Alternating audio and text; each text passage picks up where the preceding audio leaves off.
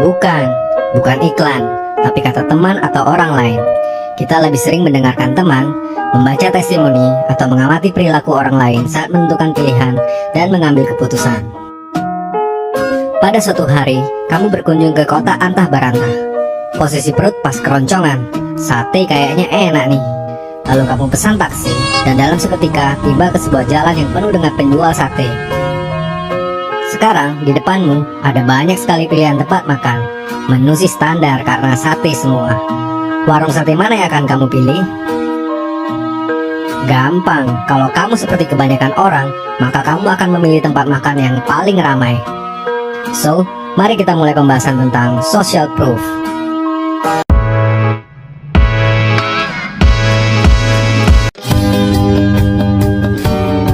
Social proof atau bukti sosial adalah sebuah fenomena psikologis di mana manusia membuat asumsi berdasarkan apa yang dilakukan oleh hal-hal yang berada di lingkungan sosialnya. Kita berpikir ahli pasti lebih tahu produk mana yang bagus sesuai dengan bidangnya. Kita membeli produk yang dipakai selebriti karena kita ingin terlihat seperti mereka. Kita mempercayai review dan kata teman yang sudah mencoba ketimbang kata-kata dalam iklan. Dengan begitu, rekomendasi ahli, rekomendasi selebriti pujaan, pilihan netizen, kata teman, atau apa yang dilakukan oleh kebanyakan orang adalah faktor dominan yang menentukan keputusan kita setiap saat. Asumsi kita seringkali dibentuk dari apa yang dilakukan oleh banyak orang, dan kita menganggapnya sebagai sesuatu yang seharusnya juga kita lakukan. Sebab pada dasarnya, manusia adalah peniru yang ulung. Social proof sudah dikenal sejak lama dan telah dibuktikan efektivitasnya sebagai salah satu teknik yang sangat ampuh untuk mempengaruhi orang lain. Social proof merupakan alasan yang dapat menjelaskan mengapa antrian panjang akan bertambah panjang.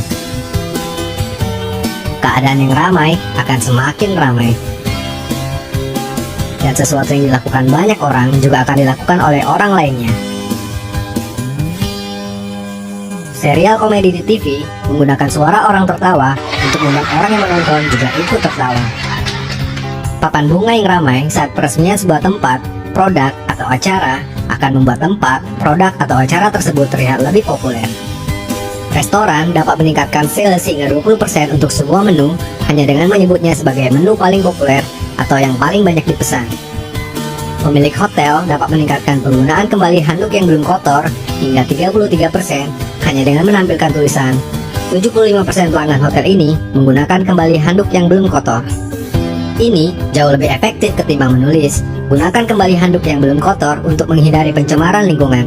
Sebab kita memang tak terlalu peduli dengan pencemaran lingkungan, tapi lebih peduli dengan apa yang kebanyakan orang lakukan. Lalu pertanyaannya sekarang, bagaimana cara untuk menggunakan social proof dalam bisnismu? Tentu saja, kamu harus memasukkan elemen ini dalam kampanye marketing milikmu. Ada berbagai jenis social proof yang dapat kamu gunakan, di antaranya review dan testimonial. Paling gampang, kamu bisa mulai dengan meminta testimoni atau review dari pelangganmu.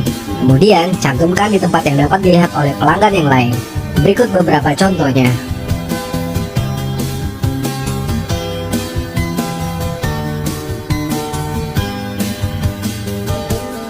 Celebrity endorse.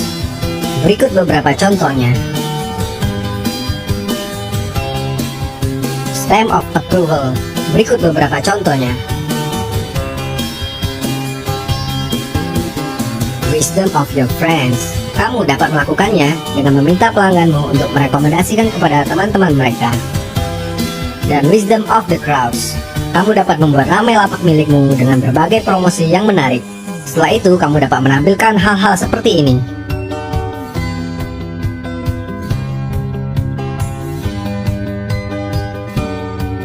Untuk dua jenis social proof yang terakhir, yaitu wisdom of your friends dan wisdom of the crowds, ada skenario lain yang dapat kamu tempuh untuk memotong jalan, terutama jika kamu masih baru. Alih-alih menunggu review, testimoni, dan penjualan atau keramaian yang terjadi secara alami, atau mengeluarkan banyak uang untuk berpromosi, mengapa tidak membuatnya sendiri? Oke lah, ini sedikit curang, tapi selama kamu yakin dengan produk milikmu dan senantiasa memberikan yang terbaik, ya bolehlah. Ingat, pada prinsipnya, semakin ramai yang membeli atau menggunakan produkmu, semakin ramai pula penjualanmu. Padahal yang alami itu lama dan menunggu itu membosankan, bukan? Maka buat ramai jualanmu dengan orang-orangmu sendiri, teman-temanmu, keluargamu, handai taulan untuk menarik orang yang lainnya. Kamu juga dapat mengirim sendiri papan bunga palsu itu untuk membuat launchingmu lebih populer. Atau jika kamu berjualan online, berikan rating, dan review sendiri untuk menarik pembeli yang lain. Hal yang sama juga berlaku apabila kamu menjual makanan atau minuman melalui aplikasi online. Alih-alih menunggu order pertama yang lama banget, kamu dapat membuat produkmu tak hanya jadi lebih populer dan ramai, tetapi juga lebih sering muncul di beranda pengguna, sehingga secara otomatis akan mendongkrak penjualannya. Caranya, kalau kamu menyimak, pasti kamu tahu. Saya